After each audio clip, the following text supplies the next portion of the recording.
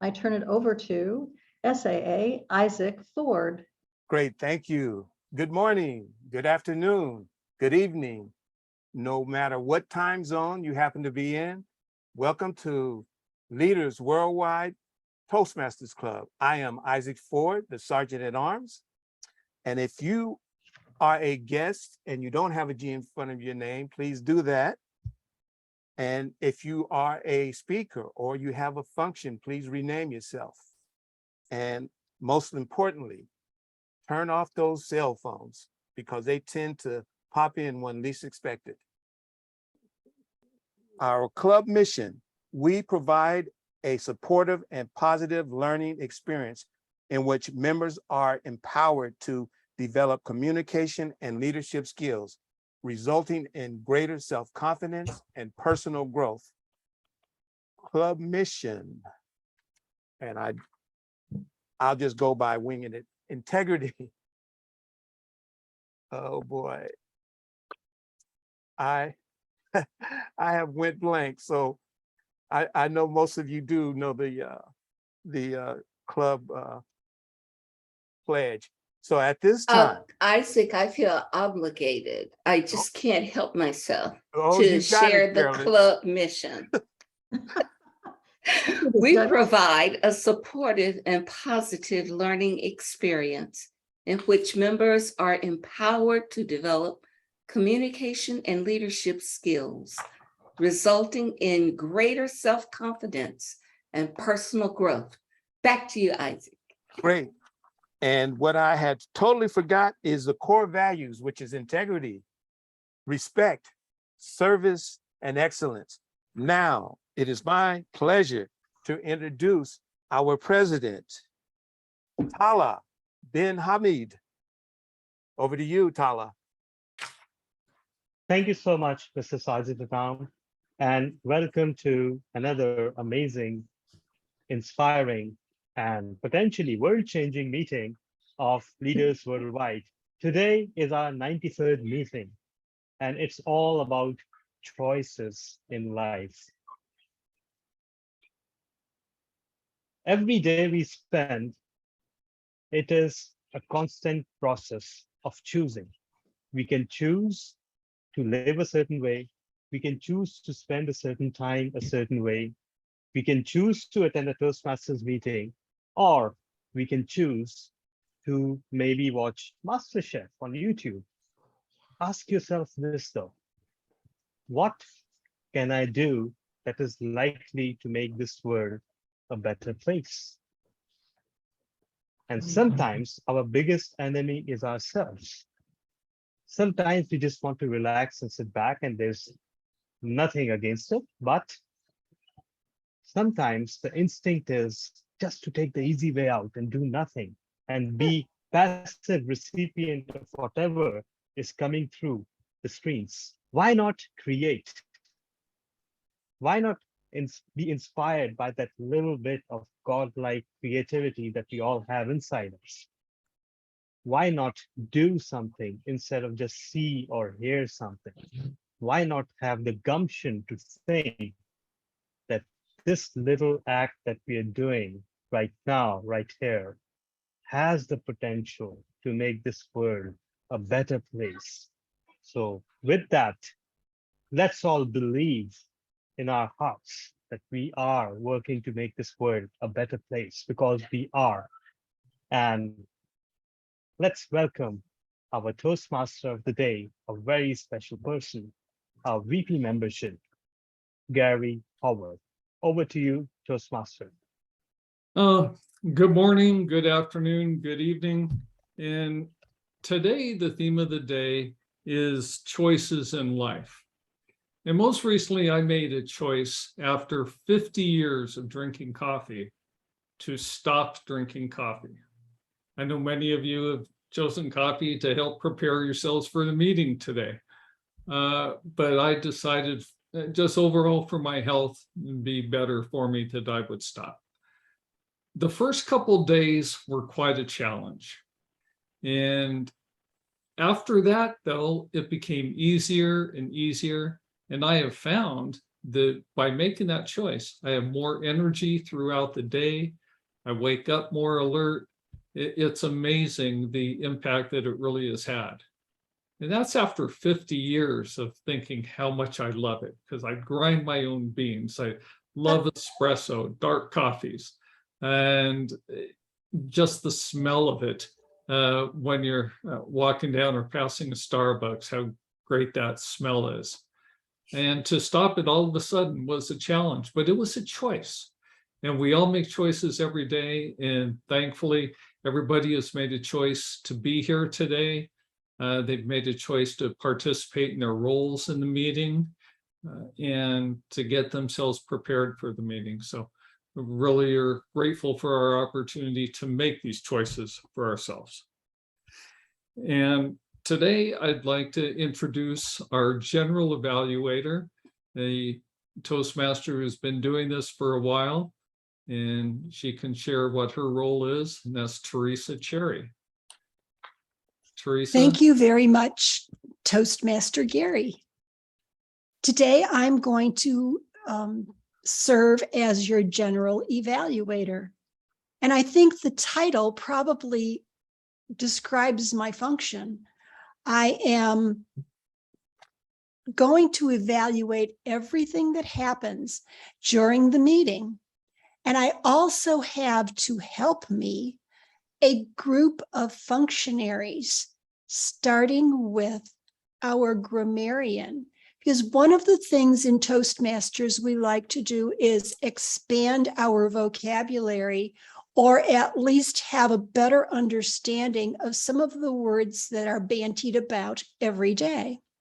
So to describe our word of the day and introduce it, I would like to introduce Rowan King, who has chosen this word, and actually it integrates very nicely with our theme of the day, choices. Rowan, would you please enlighten us as to the word of the day? Sure. Thank you. I'm going to be the grammarian in Au Counter today. And so today's word of the day is gumption. And the definition of gumption is shrewd or spirited initiative and resourcefulness. And just an example is she had the gumption to put her foot down and head Dan off from those crazy schemes. And surprisingly, it's already been used once by our president today. But I'll also be keeping track of proper use of language and any interesting phrasing. And then as the Au Counter, I'll also be keeping track of ahs, ums, buts, and that sort of thing throughout the meeting. Back to you, General Evaluator. Thank you so much, Rowan. You really have your work cut out for you today. You're filling so many roles and paying attention to the use of language. Actually, one of the things that I think it is that, given the theme of the day, it takes a tremendous amount of gumption, there I used it, to make some choices in our lives. Now, also throughout the meeting, it becomes very important that the presenters know and have a feel for the amount of time they take in their presentations. So every meeting we have a timer. Today our timer is Isaac Ford.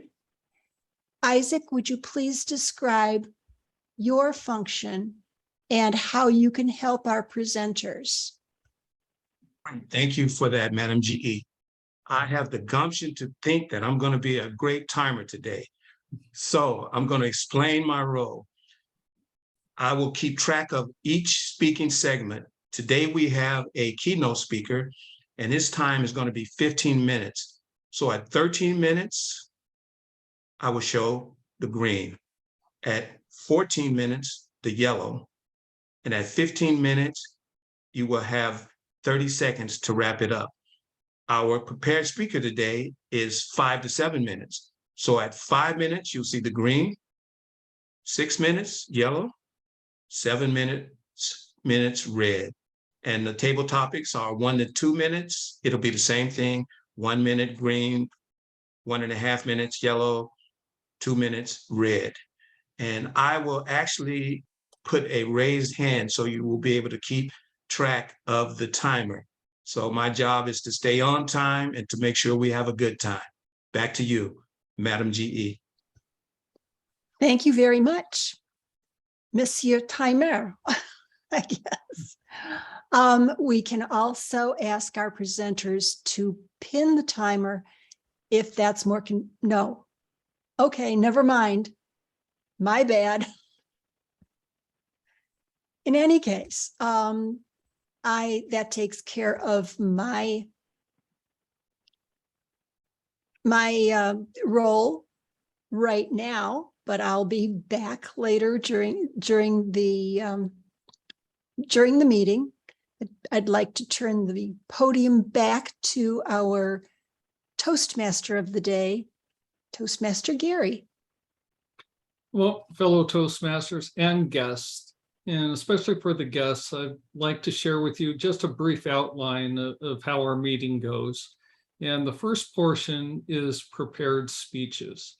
So today you'll be able to hear our keynote speech and then 2 other prepared speeches. Then once those are completed, we have a session that's called Table Topics, which we would love for you to be able to participate in. And Table Topics is a series of questions that our Table Topics master put together that get you to think, to come up with something to say for 1 to 2 minutes in response to that particular question. And then the final portion of our meeting is the evaluation, which the speeches that are given, the prepared speeches are evaluated by the evaluator, and they get to share their evaluation with the speaker and with all of us. So with that, I would like to introduce our keynote speaker of the day, Shahram Ganbari, and he is a distinguished Toastmaster. He's a graduate of physics and an MBA. He has spent all his life in training and education, and that has made him a master of education and training. He is a passionate leader and a strong believer in Toastmasters mythology, in training leaders and communicators, but only for those who accept the challenge and put themselves forward. He has been with Midday Toastmasters Club for 7 years and has served in its executive role all those years in different leadership roles, and he is now the VP PR. He has been running specific speechcraft programs as part of the Toastmasters International programs at UNB for 6 years. His vision is to develop leaders who develop other leaders to help communities to thrive and succeed. He loves to see people succeed. Let us now give a warm welcome to Shahram Ganbari with speech Going Up the Ladder of Leadership. Good morning, good afternoon, and good evening, depending on where you are in different time zones. And thank you for inviting me to be with you today. It's my pleasure and honor to be with you today and can share some ideas about leadership with you. And specifically, I want to thank Cynthia that invited me here today to be with you and get to know you. And I hope that by the end of this meeting, we can get to know each other better. And also, I want to thank Gary for introducing me today. I start my speech by a quote from John Maxwell, the leadership guru. Leadership is influence, nothing less, nothing more. And today I want to show you how you can increase that influence with your people, with the people that you work. I believe that all of you here in Toastmasters are leaders of in this Toastmasters club, or leader of your family, leader of your community, leader of your church group, and so on. Before getting into different leadership levels that you can get into, I want to share with you 2 leadership laws first. The first law is the law of the lead, L-I-D. What it basically says is that how well you lead determines how well you succeed, because everything rises and falls on leadership. Let's assume that this is my leadership lead. This is Shahram is an average leader. Okay, therefore, in a scale of 1 to 10, I'm a 5. This is my leadership lead. This is my cap. Therefore, my community, my organization or company that I lead can go maximum up to 4. It cannot go any higher because there is a lead. But the good news is that I can lift this lead. I can go learn and grow and become a 6, a 7, and 8. And then my company can grow to become a 5, a 6, and 7. Therefore, we have always that option of growing ourselves by learning. The second law is the law of the process. What it says is that leaders develop daily, not in a day. It's a process. It takes time. We cannot be a leader by attending a conference, an event, by reading a book, by having just a leadership experience. It takes time. Anybody that gets into this realm, they always ask themselves, how long will it take me to be a leader? But after studying for a couple of years, and then I hope that they come to this question, which is more important. How far can I go? Instead of how long will it take? Because I believe it never ends. It's a never-ending story. We have to listen, to learn and lead and practice and grow and become better every day. And as Harvey Mackay once said, the biggest room in the world is the room for improvement. Therefore, we always have room for improvement. By the way, leadership is a verb, not a noun. What it means is I constantly have to take action. I constantly have to practice and learn and grow. The leadership journey never ends. There is no limitation to that. Okay. Now we get to the first level of leadership, which is called the position level. The position level is that in a lot of times you have seen people that come to you that they say that they became a leader.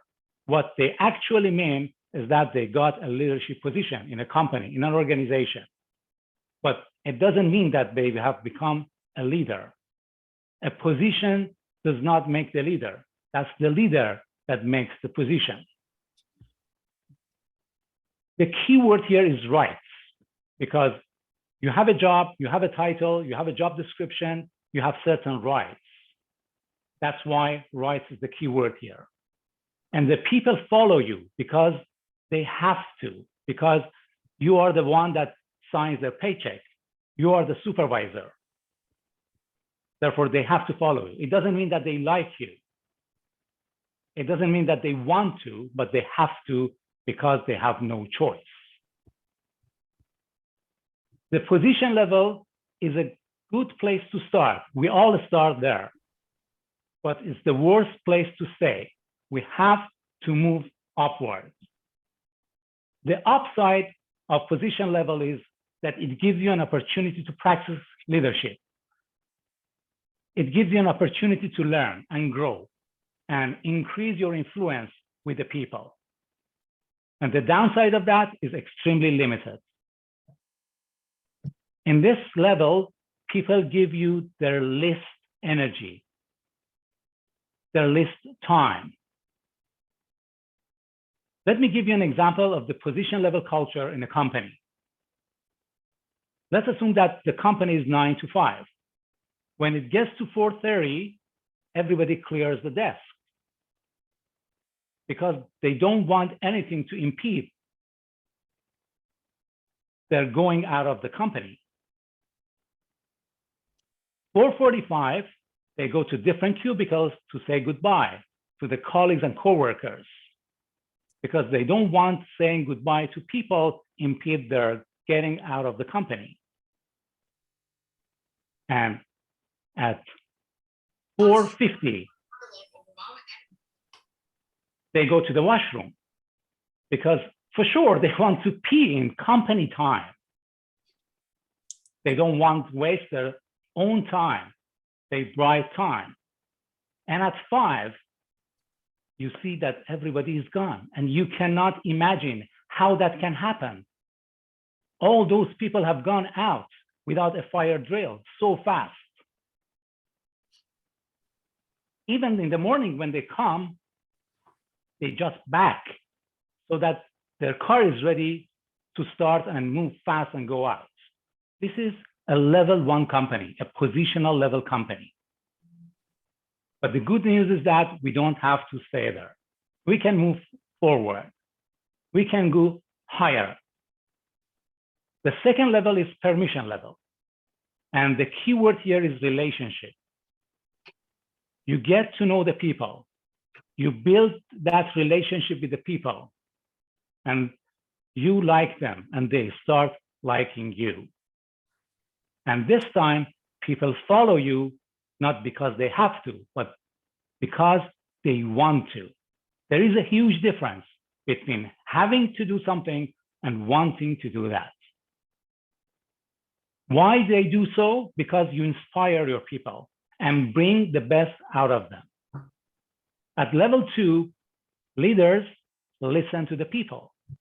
They truly want to hear from them, versus a positional leader that wants the people to hear from him or her. Then they listen, they learn, and only then do they lead. They not only listen well, but they also observe well. They can observe people because they are with the people. Either my actions underlie what I say, or they cross out what I say.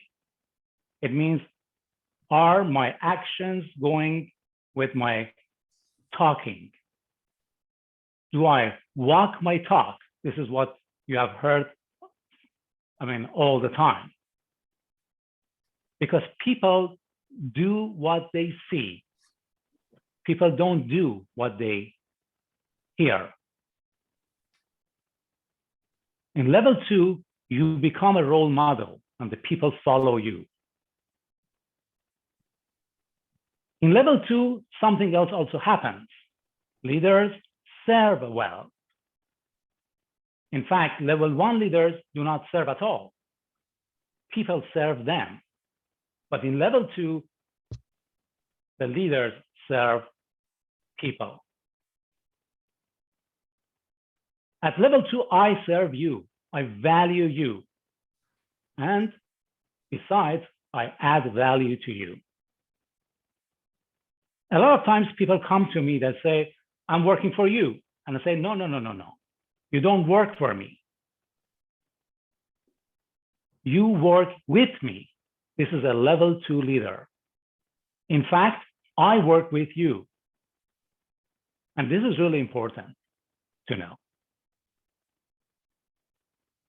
Here you have built up your relationship, but it's not the end. You can go to the next level. And the third level is production level. Here the keyword is results. And people follow you because of what you have done for the organization, for the company, for the community. You have created results. And that's why they follow you. Because they have a model. If they want to create results, if they want to produce results, if they want to be like you, they have to watch you and follow you. You know how to produce. At level 2, people followed you because they liked you. It doesn't mean that you produce results. But here you get credibility. You get credibility in producing results. And that is very important. People do what people see. I can't give you what I do not have myself. if you want to be a level 3 leader, produce results. Then everybody wants to follow you. Everybody wants to be like you.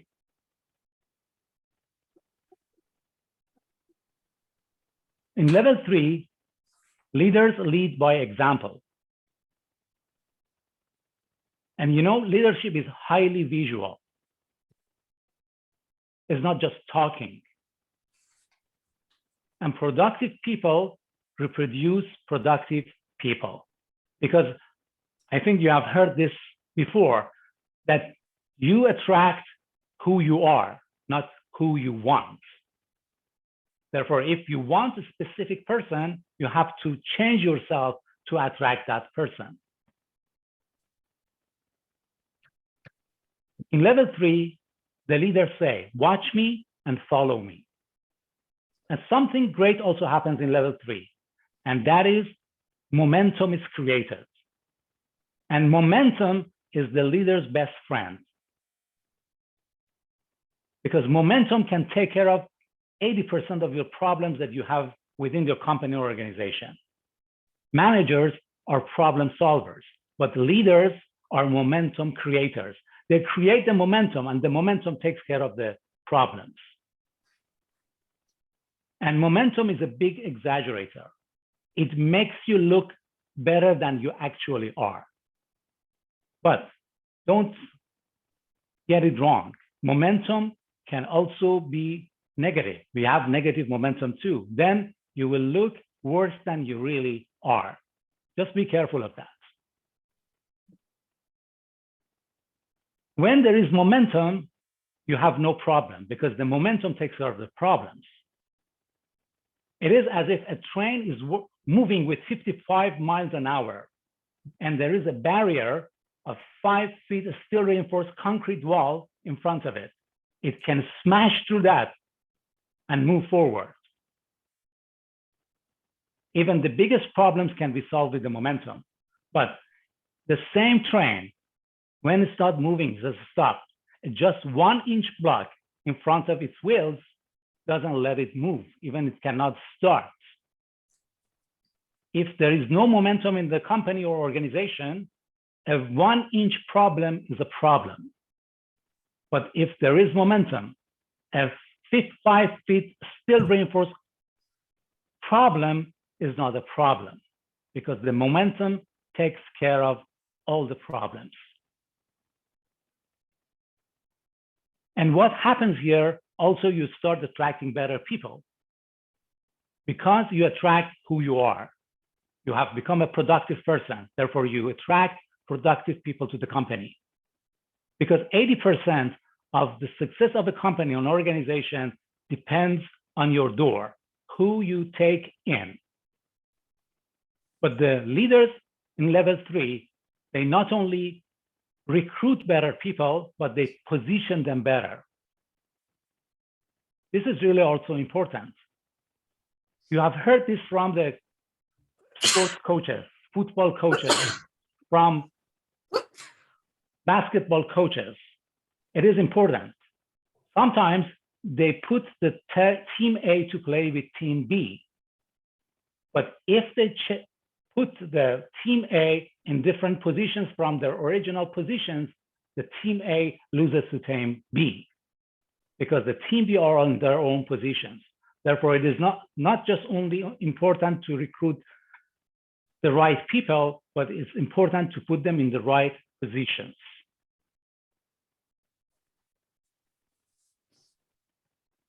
Now, this is not finished yet. We have another level.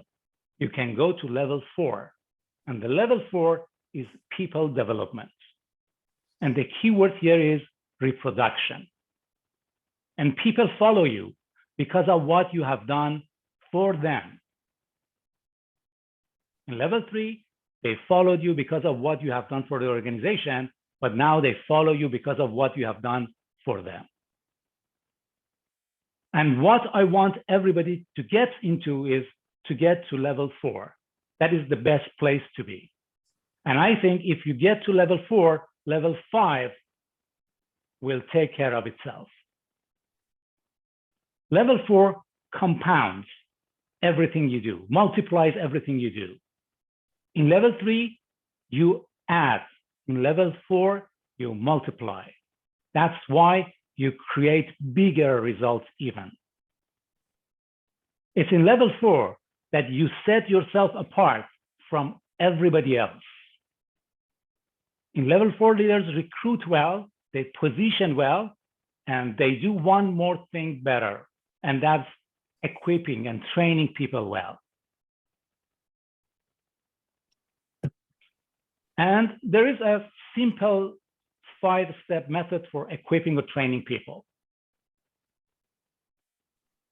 First, I do it because I cannot teach you what I cannot do myself. Therefore, I have to be competent myself. I do it. Then I do it, and you are with me. You watch me, how I do it, and you learn from me, and you can ask your questions from me.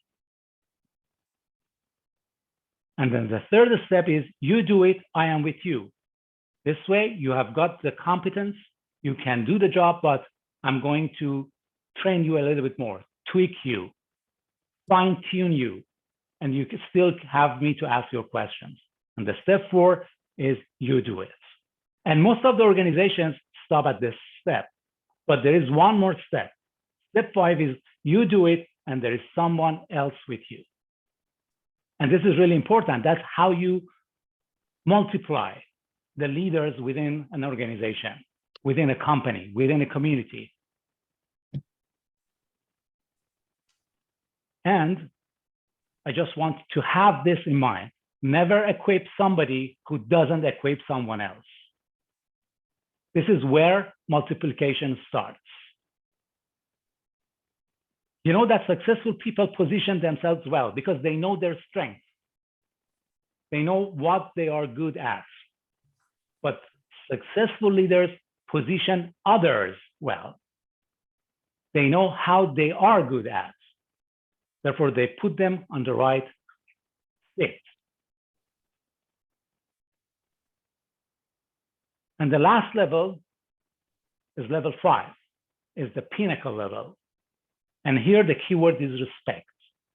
And people follow you because of who you are. You are bigger than the life itself.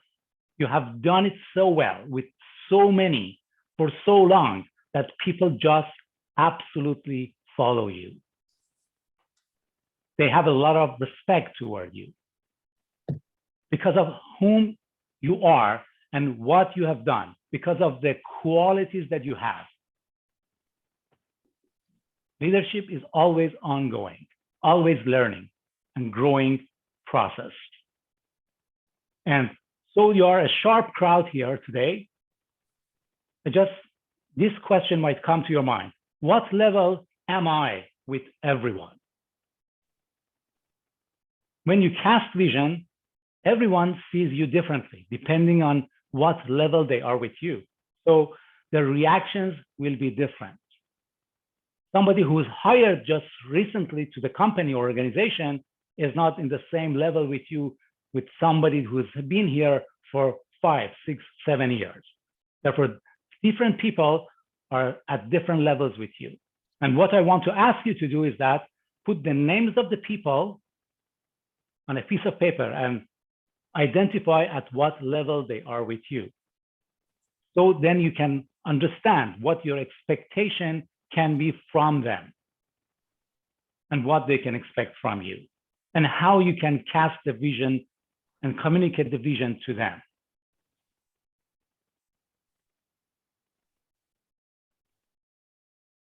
Okay, what I want you is that I hope that I could have provided you with some teachings in leadership.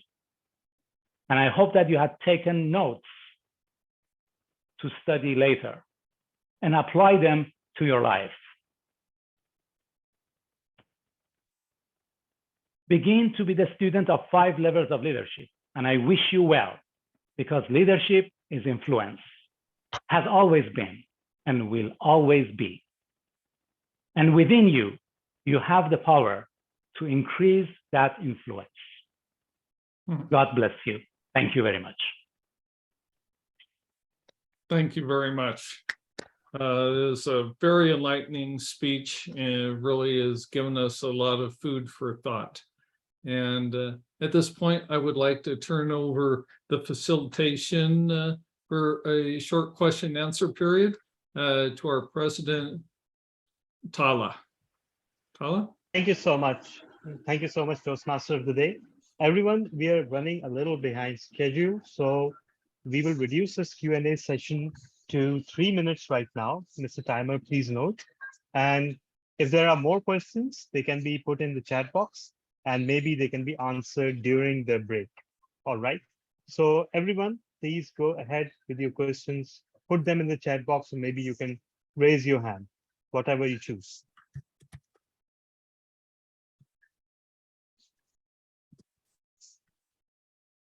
I have a comment. Certainly, one of the things that you said that really touched me the most is that the biggest problems can be solved by momentum. And it's a matter of, same with all of us here in Toastmasters, just getting started participating. But what has been, as far as momentum, what have you created for yourself to create or to solve, problems in your career in life? Thank you for that comment.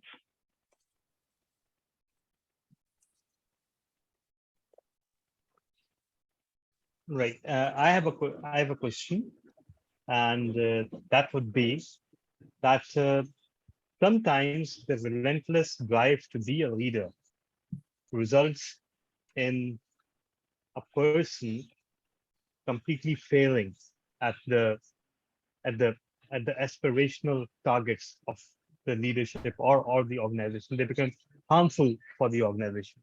So how do you address that if you have such a person who are more interested in the position rather than earning the position or doing something before asking for it? The position level is not a bad thing because we all start there. This is a good place to start anyway. But if you really want to become a leader, you have to move to the other levels. You have to build up the relationship with your people, start creating results, and attract the people's respect so that you can become a real leader. And those people who remain in the position level, actually they become, we call them managers, because they can manage the work, but they can never lead the people. And we have also observed that in a lot of organizations, there are people that they do not have any leadership positions, but they are the actual leaders and the people follow them. And whatever they say, for example, in the board meeting, it's accepted by the other members and they follow that one. And I believe that everybody has to learn. I mean, another thing good about Toastmasters is that you here learn by practice, because every day you come here, you're practicing leadership while taking different roles, and you're learning. And the good thing about Toastmasters is that nobody pushes you to do anything. You just learn at your own pace. And that is why I strongly believe in Toastmasters methodology, because that is the way you can learn, improve, and is ongoing. It's all the time. You can learn as much as you want. I hope that I could have addressed that. Thank you so much. That was beautiful. And I believe we will all walk away much more knowledgeable and much more insightful, much richer after today's keynote address. Thank you so much for providing such tangible and structured insight, which is rare to see. So thank you so much. Due to timing constraints, we have to wind up our Q&A right now, but I'll hand over the charge to our Toastmaster of the day, and maybe we can continue with the questions during the 5-minute break that we'll have. So over to you, Toastmaster of the day. Well, thank you very much for that keynote speech. Hopefully everybody listening has the gumption to really take into effect and take to heart the lessons that you have taught us. So thank you very much.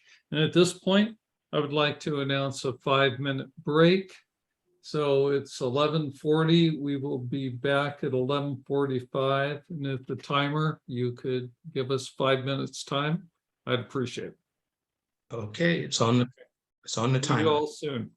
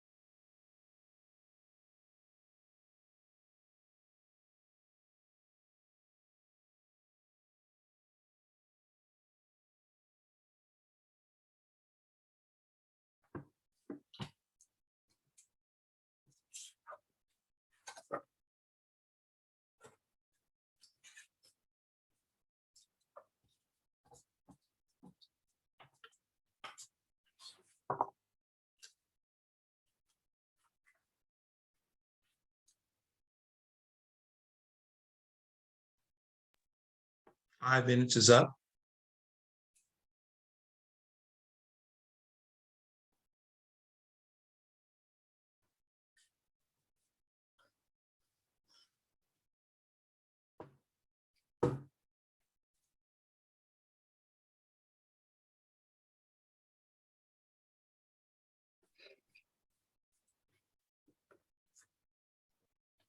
Gary, you're muted.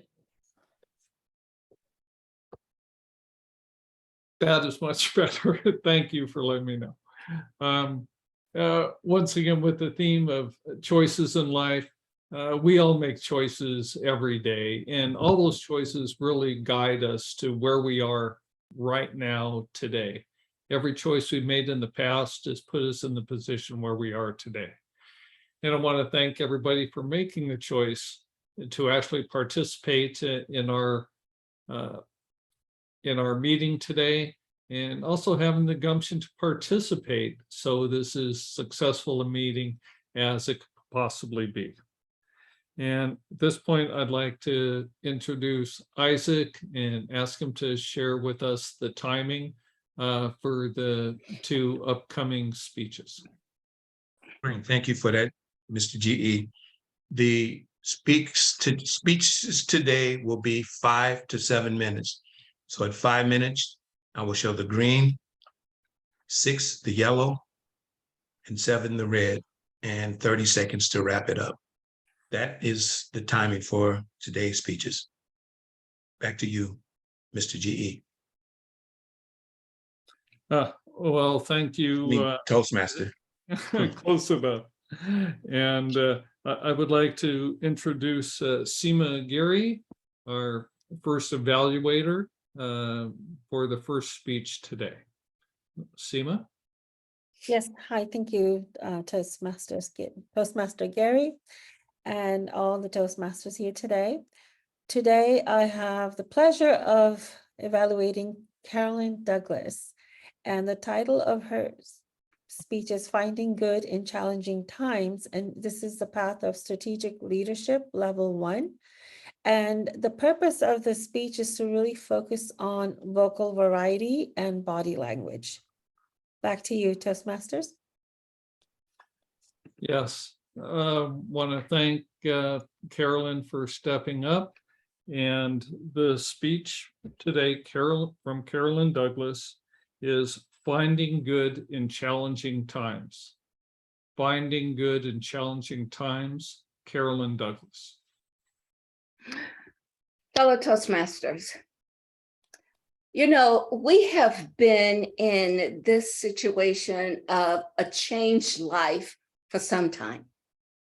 And what I would like to do today is to open the release valve for my own set of pressure that comes from dealing with my family members.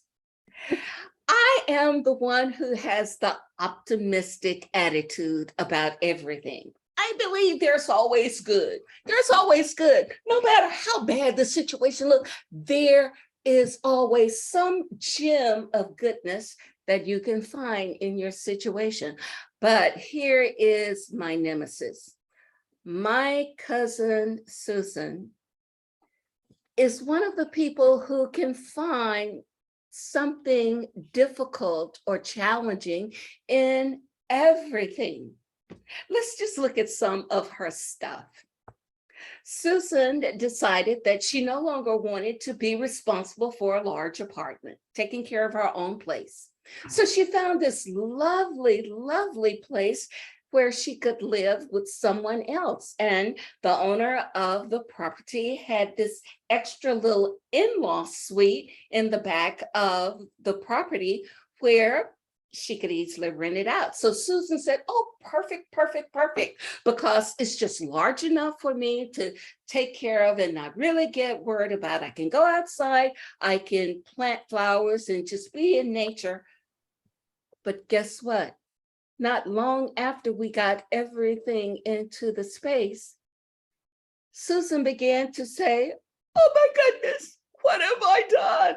All of these boxes here, everywhere. Oh, what have I done? And we thought, but this is what you wanted, Susan, right? You wanted to have this. Why are you so upset? I'm just out of my comfort zone. Susan, why are you crying? There's no need to cry. Come on, get some gumption here, woman. You are making a brand new life for yourself. You're doing something wonderful. You're moving forward. I will try. I will try. So we said, Susan, what is it that you really think you need to have so that this works for you?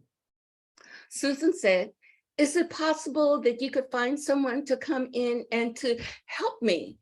And I said, Susan, I'm not a social worker. Please, come on. That's not my role in life. What do you really need? Well, I don't have my car. You see, Susan sold her car because she wanted to simplify her life. Oh, come on now. How are you going to manage to get around? I asked. And she said, well, you know, I'm not that far from the store. I'm not that far from my shopping areas. It gives me the opportunity to walk and to be healthy. All of those were really good reasons that she thought of. But when it came to the actual practice of it, it was like, no, that's too far to walk. Oh, can you come and pick me up? Can you help me out? So we connected her with a social worker who knows more about how to take care of folks with the mentality that Susan loves to use. Well, anyhow, we managed to get those kinds of services settled for her, and Susan began to feel a little bit better when all of a sudden, as she is having a meal, there is a little seed in her bread that broke one of her teeth. Oh, we were back into this challenging time. Oh, Susan is calling. I'm dying. I don't know what to do. But it's like, let's think it through, Susan. We believe you can get through this. So we made the appointment for her with her dentist, and all things seemed to be going well until she looked at the bill, or should I say the estimated bill of what the full range of services that she said she wanted to cost. Then that became a problem. So it was at that point that I said, Susan, I really think it's time for you to just breathe. Just slow it down. Just breathe. Just go within. Seriously now, what is it that you want?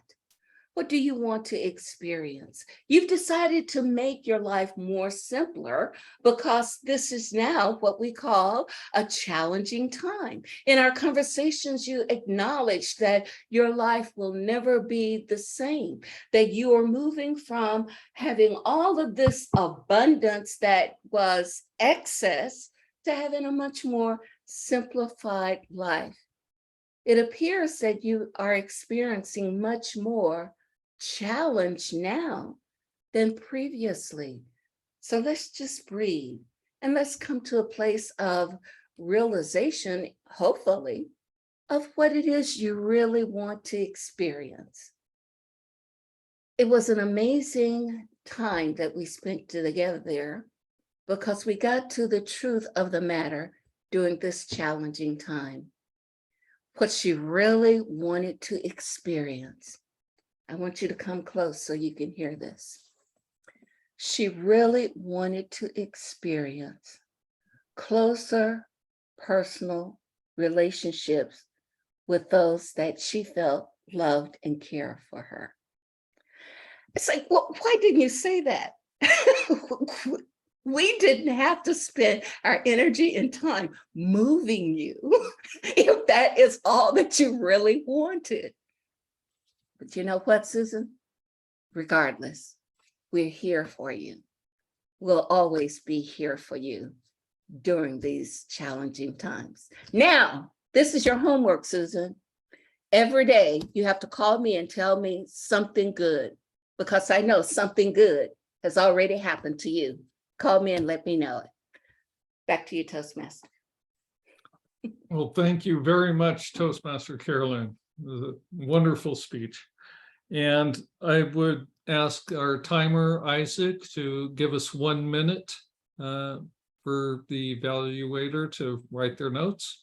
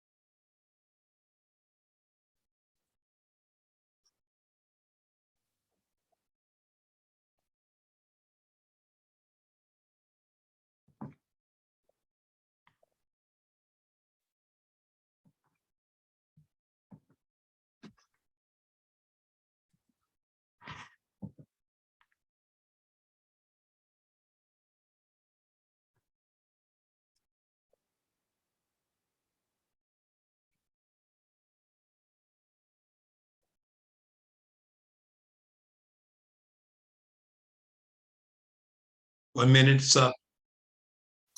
All right, well, thank you, Isaac. And would you please announce the timing for our next speech? Yes, the next speaker time will be 5 to 7 minutes. At 5 minutes, green, 6 minutes, yellow, 7 minutes, red, and 30 seconds to wrap up. Back to you, Mr. Toastmaster. It's my pleasure to announce or introduce a person who's been a charter member of our group. That's a very serious Toastmaster and really brings a lot to our meetings, and would like her to talk about our next upcoming speech. That will be Sally Reyes. And you're muted, Sally. Thank you so much. I have delight to be representing Kathleen Peel in her next challenge. And in visionary communication, level 3, to connect with the audience. She practices skills needed in connecting with an unfamiliar audience. To do this, she presents a topic that is new and unfamiliar to our club members. And we are going to evaluate the topics and unusual and unexpected in our club. So not how she presents unusual topics, but how she gets us involved in our curiosity and engagement in 5 to 7 minutes. The language of dreams and how to tell and how to tell. That is Kathleen Peel's adventure today. Thank you. Well, thank you, Sally, for that. Kathleen, she shares what she learned from the most recent conference of IASD, the International Association of the Study of Dreams. Kathleen helps creatives tap into their talents and live a spirited life. She uses hand analysis and works with dreams. So, Kathleen Peel, the language of dreams and what they have to tell. The language of dreams and what they have to tell. Kathleen Peel. Kathleen Peel. Do you sometimes feel a little something missing? Does some part of you kind of look around and ask, is this all there is? Well, I certainly have. It's like my shoes were too tight and I just got used to it because I didn't see another way, but it still hurt. I bring this up because that's why I've been attending IASD conferences since I discovered them. IASD the International Association for the Study of Dreams is well named. Founded 40 years ago, it's a loose international association of a multitude of institutes, clinics, universities, and all the best knowledge carriers and researchers on the study of dreams. What these experts have in common is the understanding that the greatest value in dreams is that they're an opening to the full capacity of our mind. Every time I go, it's a revolutionary experience because my mind has more room. And the roominess of my mind is not only an enormous relief from those tight shoes blues, the joy and gratitude of understanding what my life is about is ever sweeter. And the more creative room I have to help my world be a sweeter place. Let's start with a quick description of working with dreams. Let's just say it's a conversation between the center of the personality that we often call the ego and aspects of the mind not yet recognized, resulting in integration of the personality. I'm going to give two stories from this particular conference. They're very different, but they have some important markers in common. They both exchange and cross-fertilize between the waking and the larger contents, the unseen contents of the psyche. And the effect is a happier person, which bears out into a happier world. First is a presentation on a study of testing lucid dreaming for treatment of PTSD, post-traumatic stress disorder, in this case from war. And man, if that can help, that's an important service because the horrors of war, of explosions, sundered bodies, atrocities, haunt people in waking and dreaming life for decades. So in this study, 50 veterans were selected whose average measurement of stress was 20% higher than the baseline level for PTSD. After this 1 week experiment, that average of the group was now 20% lower than the baseline. That is a 40% reduction in the group average. The other example is of my own experience, and this is also the strangest thing. I see now that thanks to the environment of understanding at the conference, I underwent a 6-day progressive waking dream. Yeah, over 6 days during the day in the waking state, one revelation after another. This was as strange to me as it sounds to you. I'd never even heard of something like this. Every day I was in awe with another piece of the unfolding picture. I didn't understand really what was going on until the last day with the final piece coming into place. And it still took me days after that to understand what was going on. In review, I saw that the whole message was that my paved over old world was not true enough. It would not suit my life. And it was time to break it open and let more understanding in. Whether I was ready or not, it was coming in. So I realized later that life was simply going through a growth spurt to fit my natural capacities. And now my personality could hold the bigger picture. You see, it's not commonly understood that life is always in process of dreaming and integrating day and night, always unfolding. So it's available to our attention if we are available to it. A Native American language puts it that the dream world is dreaming us. And that's how I came to understand it once they pointed that out to me. The results of my 6-day experience, my conscious mind got to wrap itself around this larger version of reality.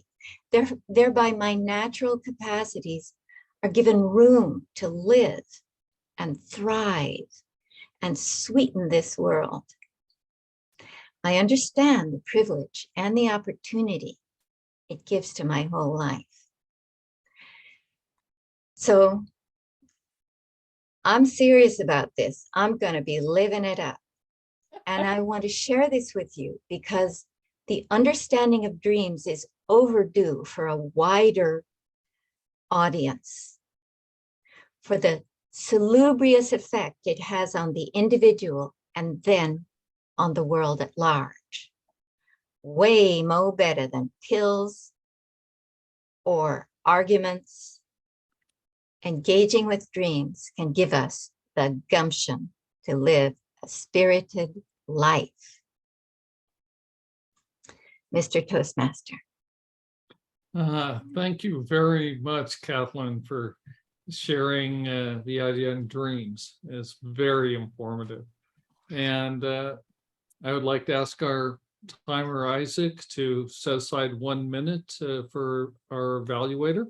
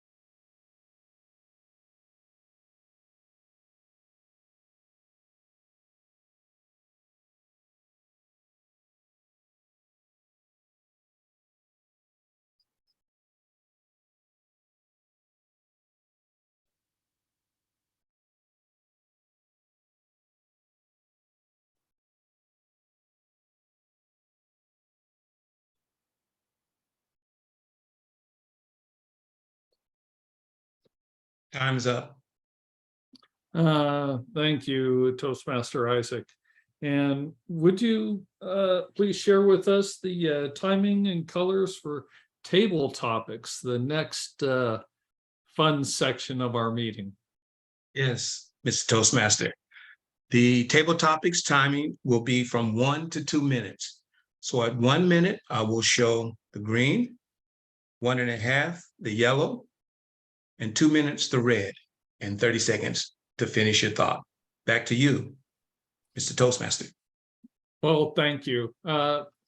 This is one of my favorite parts of the meetings, and the person who is running the table topics today, Sheena Walker, has always been excellent at coming up with very thought-provoking questions and helping us really think when we come up with our speeches. So with that, I would love to introduce Sheena Walker to help guide us through table topics today. Sheena, to you. Thank you, Mr. Toastmaster and Toastmaster friends. I'd like to share with you when I sat in a very boring history class, listening to a boring history teacher, and I couldn't wait to get back to my sport. Little did I know that when I entered the world of work, what I had experienced in my childhood was about a man called Andrew Carnegie, a Scottish man who taught young people in his steel magnet factory to be great, to be brilliant. And one of his proudest moments was a man called Napoleon Hill, who he mentored, and he became his protege. So I'd like to share today about Napoleon Hill, who wrote Think and Grow Rich. You'll all know of that book. And one of the very first principles that he talked about was desire. He had 12 principles. So tonight I'd like to ask questions on the very first principle of desire. And so I'd like to ask a question. I need to get everybody back on view. About desire from Napoleon Hill's book, Think and Grow Rich. So I'd like to ask Seema, what is your desire for the next 90 days? Something that you think is way out of what you could achieve. What is your desire right now? Well, thank you, Madam Table Topics Master, Sheena. Something that would be my desire, something that would be way out. Well, my desire for the next 90 days is to really focus on my sales, because holidays are coming up, and I think my services that I have really can make the holidays even better. So I'm coming up with my new book called Family Legacy, where people can really leave a legacy of their family values and cultures and stories, so they can be remembered as they want and leave a legacy for the future. So if I go totally out of my wildest dreams, I would want 90 people to enroll with me in helping them create their family legacy book. Thank you, Seema. I think Napoleon Hill would be quite pleased about that answer to his first principle of desire. I see somebody new there. Misty, would you like to unlock your, unmute your screen? Misty? Can Misty hear me? Can you unmute yourself? Yeah, unmute yourself, please, Misty. There, it finally. Thank you, Misty. I'd like to ask you a similar question, but slightly different. What would your desire be right now? And what would be the biggest transition your desire could give you in your life if you actually followed it through? Clarification, please. If you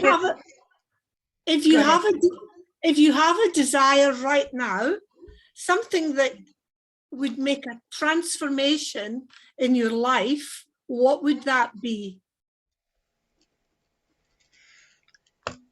Thank you, Madam Table Topics. I have two transitions that I'm nursing along and hoping will make a big, huge change in my life. The first one is a book called Silent Killer, Diabetes 3. And that will take me on to the TEDx stage. I've been asked to submit an application for that, so depending on the outcome, that could mean a big change for my life. And right alongside of that is another project that is a huge construction project that I'm handling some of the admin for, which will bring in excess of $4+ million.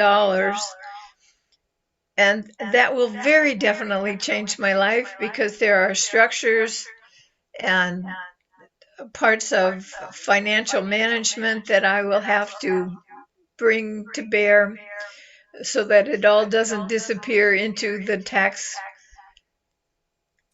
pockets of life. Thank you. Thank you very much, Misty. I think what you've expressed is the desire to achieve an outcome, the desire to achieve something different. And you've got to pursue that desire so that you do get that outcome that you're looking for. Okay, I'd like to perhaps speak to our keynote speaker, Shar Ram. Is that how you say your name? Yes, you're right. I haven't got that right. I apologize for that. Could I ask you something a little bit different about desire? If desire is about achievement and desire is about focusing in your mind about an outcome, could you tell me, do you think creating vision boards helps with your desire? Thank you, Madam Table Topic Master, fellow Toastmasters. Vision board definitely can help because it puts everything that you have in your mind on a piece of paper in something visual. And because most of the people are usually visual, and what they see, they can achieve it better.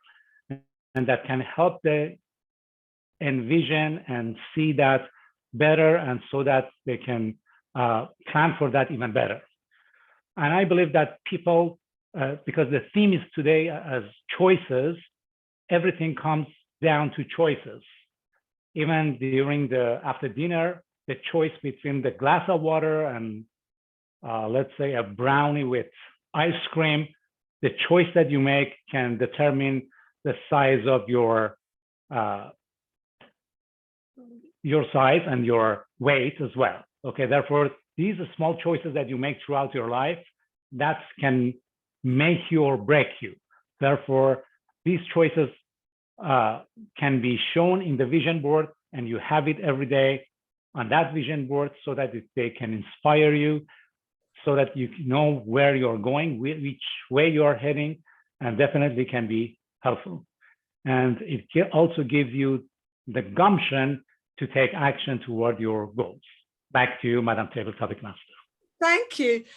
That you were put on the spot, and sometimes people have not heard of vision boards, but thank you so much for sharing the vision. I'm sure Napoleon Hill right now, if he was here, would be really impressed with the answers that our Toastmasters have given. And Napoleon Hill, as I say, had 12 principles of success, and his first one was the desire. And he said that if you have a desire, you have to want to be bigger. You have to want to achieve. You have to want to see the outcome in your head. And I'm sure that what we've heard tonight is that everybody has a desire for a big outcome, big ideas, and to be that bigger person. Thank you very much, everybody. Thank you very much, Sheena. Those were excellent questions, and it really gives us food for thought regarding, what our desires truly are, and what are we hoping to accomplish in our time here. So thank you very much for that. At this point, I'd like to invite our general evaluator, Teresa Cherry, to take over from this point. Teresa? You're muted.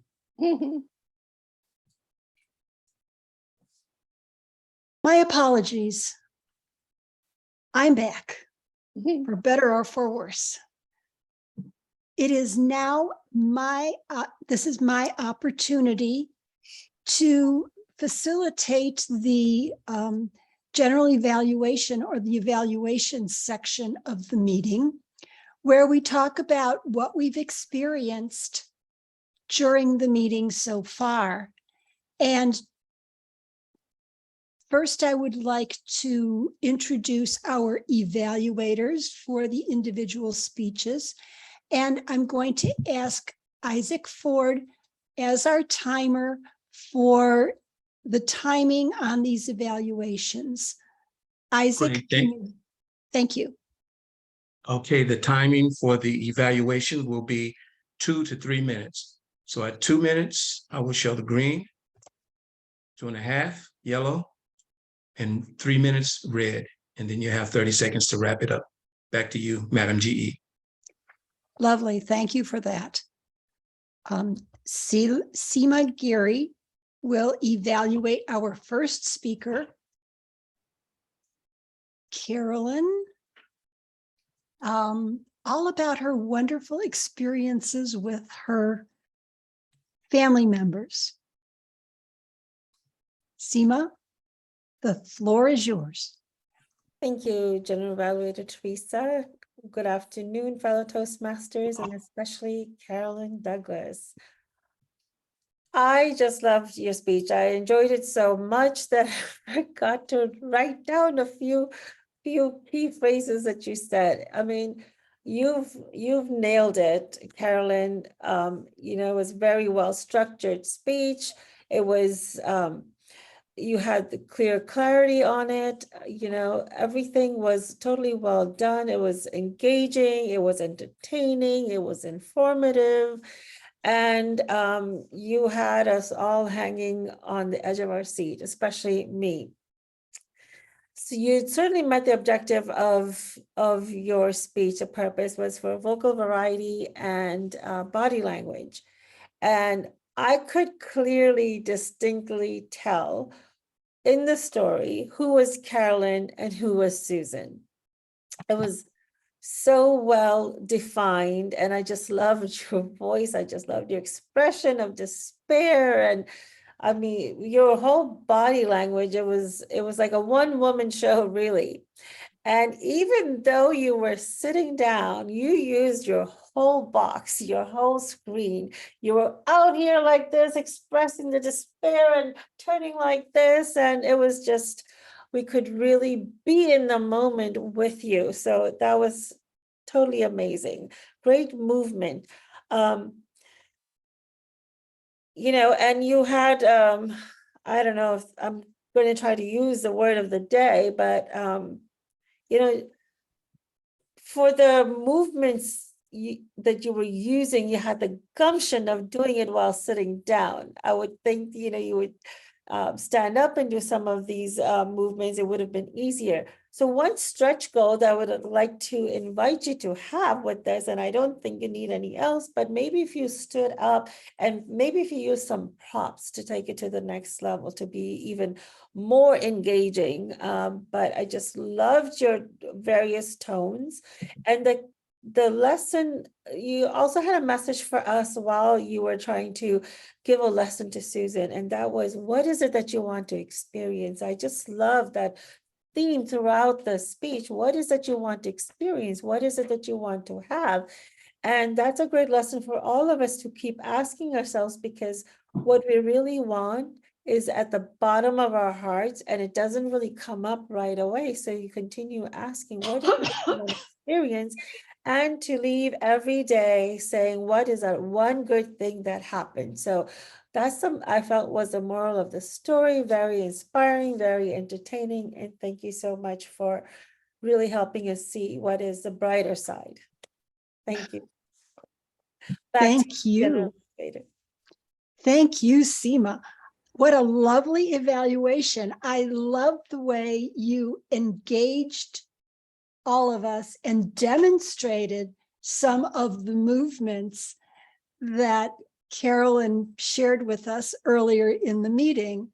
That was great fun. And I do admit movement is very important. Now we will have the evaluation of Kathleen Phil by Sally Reyes. Sally, the floor is yours. Thank you. Talk about gumption. Kathleen is always willing to bring up something we can't touch or hold. And that is, as she said, the language of dreams and how they affect us in our real life, our actual experiences, and weave these two items together to bring people to a higher level of experience and joy in life. It's a constant struggle for people who have had some really stressful experiences to integrate those things and come to see the positive aspects that they're actually living and feeling and can now possibly recognize. I liked her report on the PSD changes in people as they integrated this idea of the reality and the experience in memory, and improved had such a huge reduction of 40%. I thought that was really clear.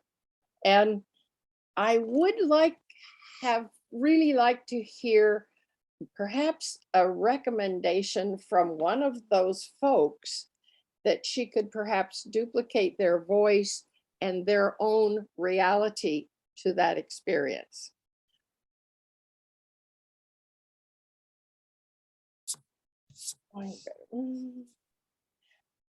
I think it brought us and them to a bigger reality of integration. And that was very useful. The dream world is difficult for us to struggle with, and remembering what it might mean and how we could expand our reality. I like her, that she had got gumption to wrestle with this new balance between environmental and subconscious world.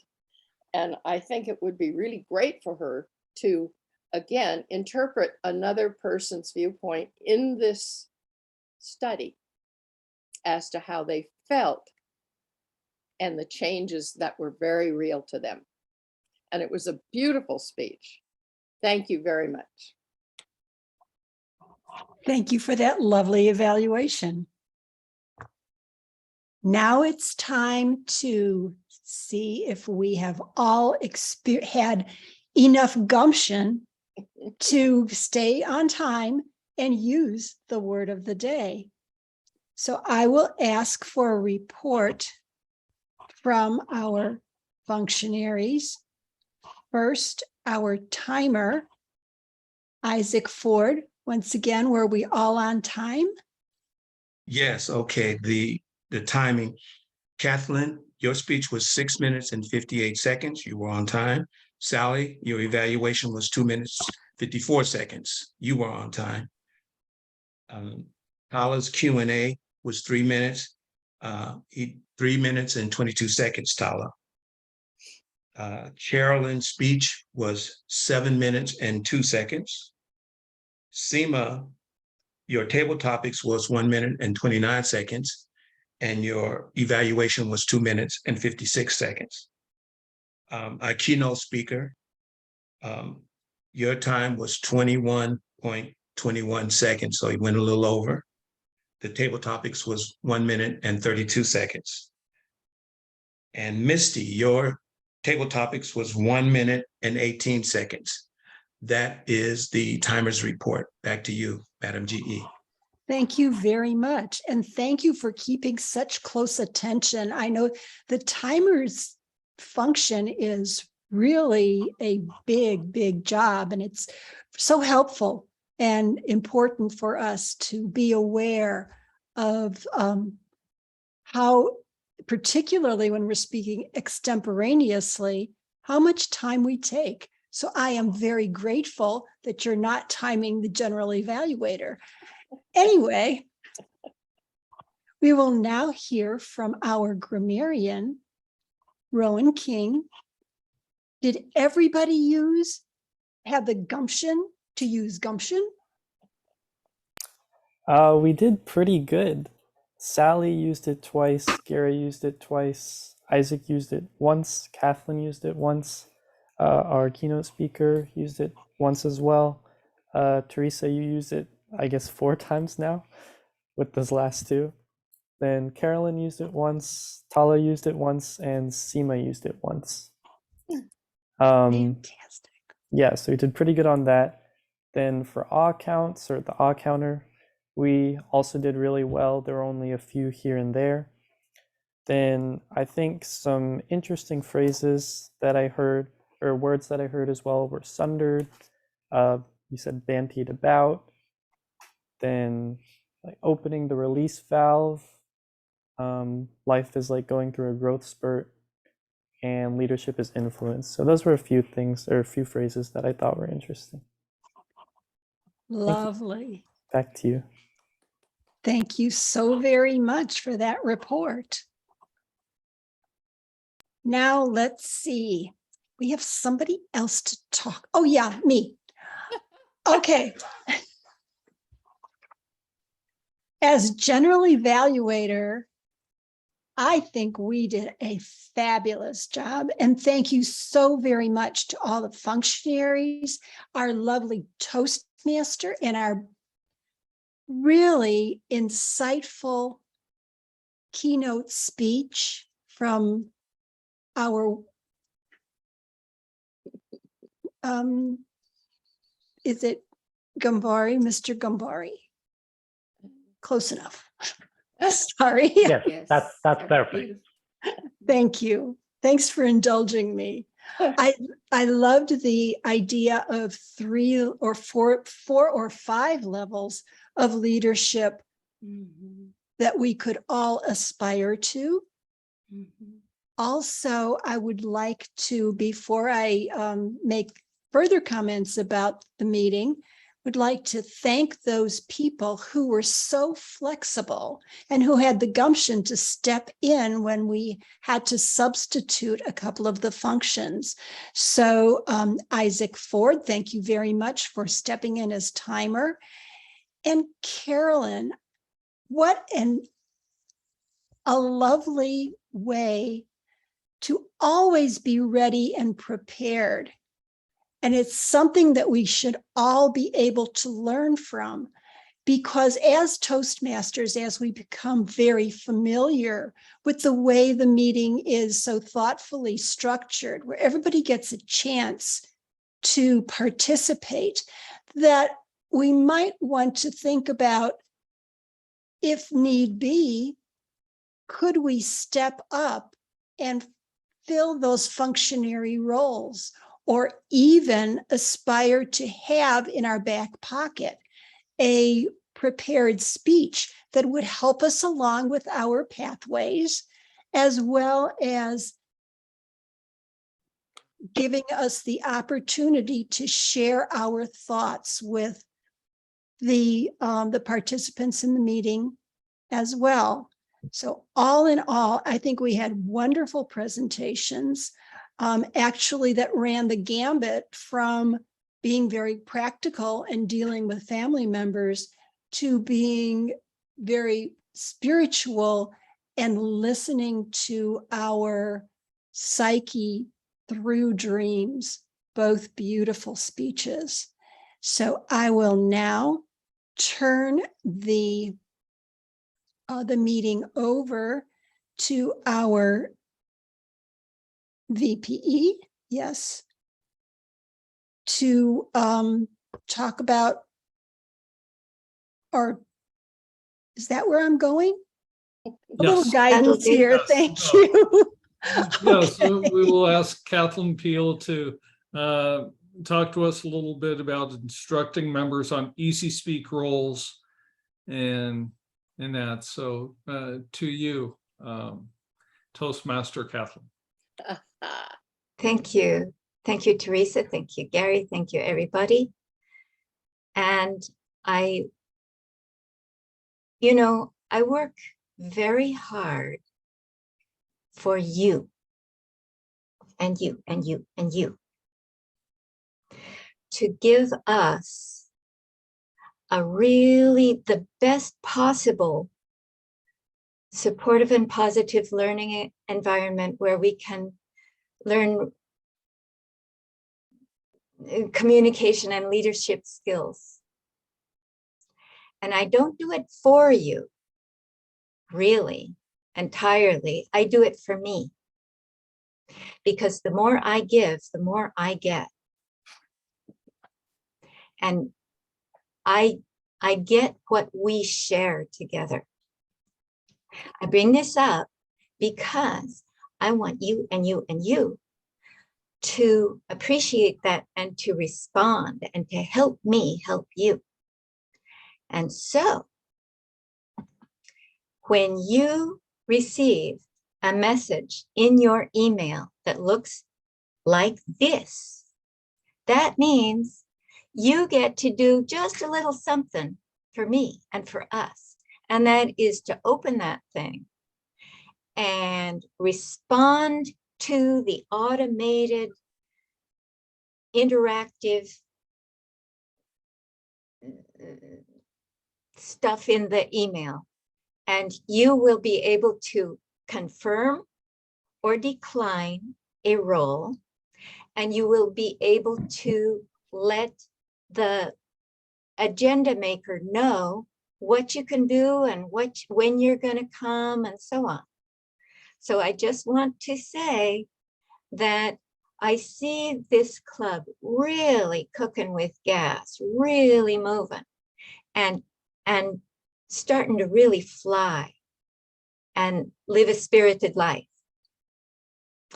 And in order for us to do that, we can't be bogged down in the operations of the club. It's an online club, so we do our work online. So I hope that's enough said, and I mean it. You get that email, respond to it. Help me out a little here. And if you receive, if the email doesn't go to the address of your choice, let me know. You all have my email address. Let me know. Most of you have my text address. Let me know what your choice of email address is, and let's get things going on. With that, I'm happy to suggest that we might get out of school early. And I don't have any particular announcements. Mr. President, do you have Thank you so much. Not really, but I believe we'll straight up move to the giveaways, the virtual giveaways. That's the operative part, and also the feedback from guests. But before that, taking advantage of the fact that we are ahead of schedule somehow, either it's one of Kathleen's dreams, or we are in an interstellar-like situation where somehow we've approached a black hole and time is passing slowly. I don't know how or why, or maybe there is a jump here or there in the agenda, because despite the keynote exceeding its time, we are about 10 minutes ahead of time. So congratulations to all of us, however that happened. And I would just like to highlight one thing amongst the many things that have already been highlighted by the General Evaluator and the Toastmaster today and everyone else. I cannot convey in words the gratitude to our district director, because the way she spoke today, you would think that she was putting her heart and soul into it. And you know, it is easy to get away for a district leader to just be there in the meeting, let alone put yourself out there like that. And this is what I keep telling everyone, that if you're aspiring for leadership, please, the first thing that you should do is never stop speaking. Because I've seen many district leaders, even club leaders, who drift away from speeches as soon as they have a position. They somehow seem to think that now we have this leadership track and we're not supposed to be good speakers anymore. But the opposite is true. So sincere appreciation. You schooled us in the art of expressing yourself verbally and through facial expressions. Sincere gratitude to you, DT and Carolyn Douglas. Sincere appreciation. And rarely you come across a district director who can speak like that and who has the passion and the vulnerability to put herself out there like that. So thank you so much. So with that, we will move on now to the takeaways from the meeting and the virtual giveaways. Carolyn has her hand up. She'd like to make a comment. Sure. Sorry. Apologies for that. And thank you for pointing out, Linda. Over to you, DT and Carol. Thank you so much. I would just like to make an announcement. We are having the last of our club officer makeup trainings on Wednesday, which is August the 10th, 6 to 8 p.m. Pacific time.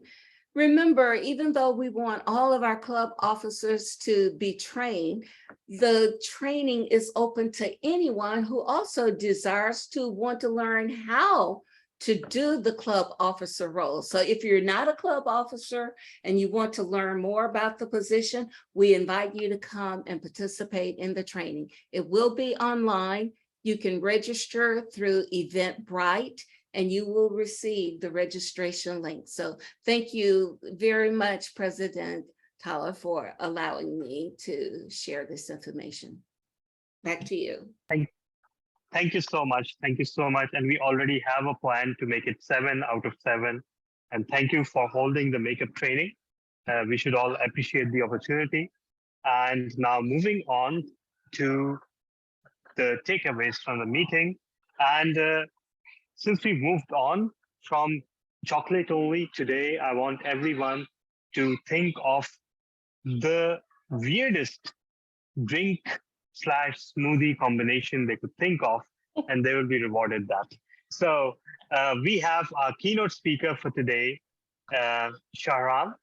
I dare not pronounce the rest of the name, although I should be able to given my background. The thing is, I cannot see it in full. That's the only problem. So, Mr. Shahram, what did you take away from this meeting? And what kind of drink or smoothie would you like as a reward? Thank you very much. My takeaway from this meeting was that the people were so collaborative. And I believe that in leadership, what is collaboration is one of the greatest things that you can achieve. And I saw that throughout the meeting because a lot of 2 people stepped up to fill out the roles that were not filled up by the ones that had promised to be here. And I think that was a great thing to see, and I liked it very much. Thank you so much. So what kind of drink would you like as a reward? You can choose it for me. All right. I'm feeling like a bit of iced tea. Would you like iced tea? Yes. Black or green? Well, you get to choose that. Okay. Green tea, please. All right. So be ready. I'm throwing it your way, and please catch it. Sure. Thank you. Thank you so much. We're sincerely grateful for your keynote. And let me reiterate that I was thoroughly impressed by how you structured your advice. It's very, very rare to see. You know, we see a bunch of motivational words and stories, and yes, they're all very good, but sometimes it becomes very difficult to make sense of it, and you helped us make sense of it. Thank you so much. Who would like to go next? Who would like to go next? Anyone? Well, I'll speak again. This has been, it's been some time since I attended the morning session, the Monday morning session of Leaders Worldwide. Usually I'm at the evening. And I have to say, I am really pleased and happy. I just feel really good being here and seeing how well everything is being done. These are my peeps. You know, you miss your peeps, you have to find your peeps. So I was able to get here this morning to be here with my peeps and to be nourished by our keynote speaker. Thank you very much. I just want to express that. If there's some drink that I would love to have, I love unsweetened tea myself. It may have a little bitter taste, but I just love unsweetened tea. So the only requirement, make it cold. Cold. Southerner, cold. All Thank right. you. You are a much braver person than I am. I've been trying to get rid of sugar in tea and coffee since No, months. no. Don't put any Obviously, sugar I in it. will, but yeah. No sugar. Yeah. Yeah. So that's what I'm saying. You're a much braver person than I am. You're daring. You have the gumption to have unsweetened tea. So here's a whole canister of it coming your way. Can you catch it? All right. There you go. Enjoy. All right. Who'd like to go next? What about you, Toastmaster Ron? Because your word of the day was like it was our celebrity performer tonight.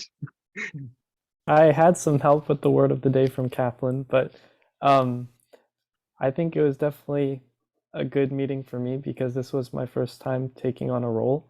So it was nice to kind of get used to being the grammarian and what that entails. But it was also a really phenomenal keynote speech, I thought. Like people have said, the 5 levels, it was really well structured and easy to follow. But I just thought that overall it was a really fun meeting and I had a great time listening to everyone and keeping track of the word gumption. Good job. Well, I bet. So what will be your preferred drink or Yes, beverage or concoction, whatever you want? I will take a cold Dr. Pepper. Oh, all right. Easy. I'll just pick up a can and throw it your way. There you go. Thank you.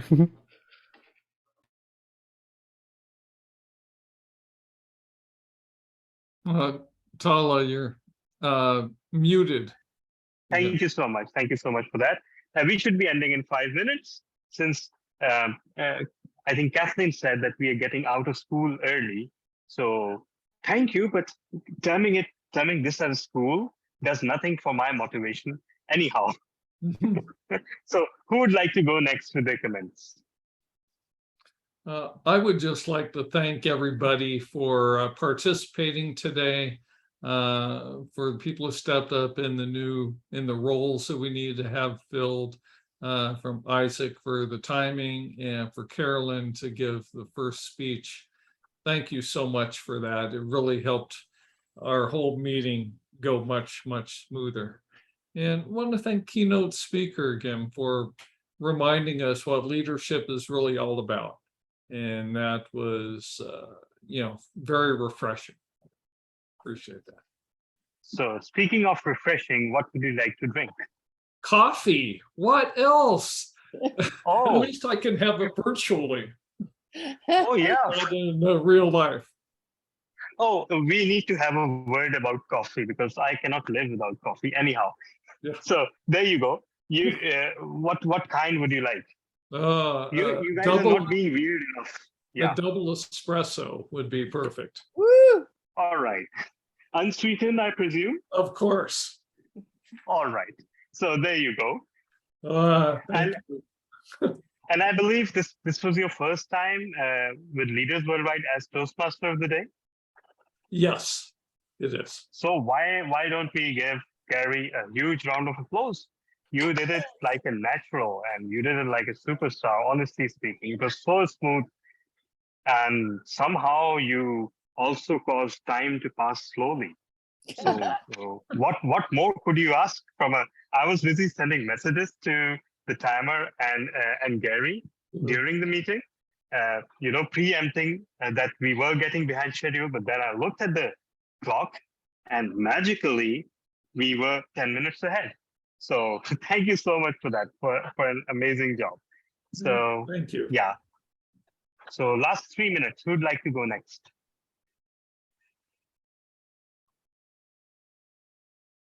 I would like to say, this is Isaac, that this meeting was fun. I really enjoyed it and I learned a lot from every speaker. And I guess one thing that I really liked about what the keynote speaker said was how, even though you're the boss, it's like you let the team know that you're in that together. It's like you don't just say the boss did a great thing. It's like we did a great thing, you as a part of this team.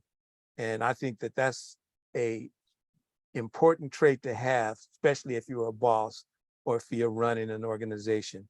You know, that's a great trait to have.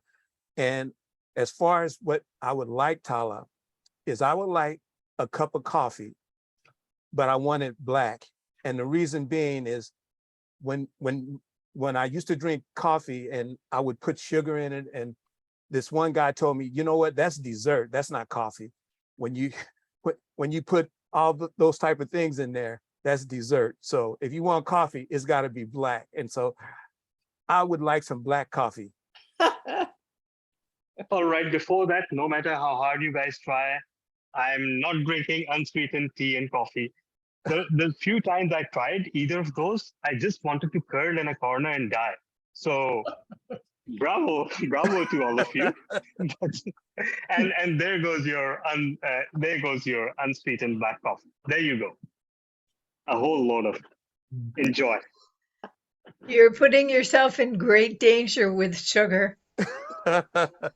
Yes, I know that's I right. I know, but my taste buds don't seem to agree. I can't convince them. Anyhow, I'll try. I mean, this has been a learning since the entire world is leaning towards low or no sugar things. So maybe I should get up with the program as well. So our last comment, takeaway or giveaway for the day. Anyone? Yeah, go ahead. Once again, I also want to express my appreciation, my gratitude, and to acknowledge the privilege, the opportunity that we've received from our exceptional keynote speaker. And I was looking forward to his offering, and I got more than I expected. I'm also very happy to see some of our members who don't come all the time. So Sandra, I'm very happy to have you come. And also Misty Forsman, what a treat to have you. And with that, I also guess I could say that my speech was a bit of I passed a hurdle because I tend to be afraid, I tend to be shy about unfamiliar topics such as the dream world. I think people don't like it. And I think that people want to conform to the standard issue, social definition of reality. And I feel like an outlaw when I talk about it. And I got it out. I made it, I worked on making it simple. And so it was a good experience for me among my friends. Wow, that is exactly what this project is for, and that is exactly what Toastmasters is for. Yes, you're right. I can totally feel you because I'm a certified geek and a nerd myself. I built a whole club around this concept, but and there are topics which we are deeply interested in, but we feel reluctant because deep down we're fearing that people will look at us like weirdos, right? They can't connect to our version of reality. But, you know, reality is much stranger than we can all fathom, first of all. And secondly, I will just ask everyone who maybe has trouble accepting that there is something beyond the visible, beyond the obvious. Just one question. How are you sure that this is not a dream? Haven't we all lived whole lifetimes in dreams? While you're in a dream, you don't know how much time has passed, right? So think about that. And Kathleen, what would you like? Oh, give me a shot of whiskey. All right, all right. So yeah, I'll have to outsource it from somewhere. I don't have it ready. So I yeah, don't know there what you I'd go. do with it, but I thought it sounded funny. All right, there you go. So with that, it is my honor and privilege to thank all the participants once again. Special thanks to our keynote speaker and our boss, or sorry, our district director for gracing this meeting today and to declare this meeting closed. Thank you so much. We may stop the recording now. You.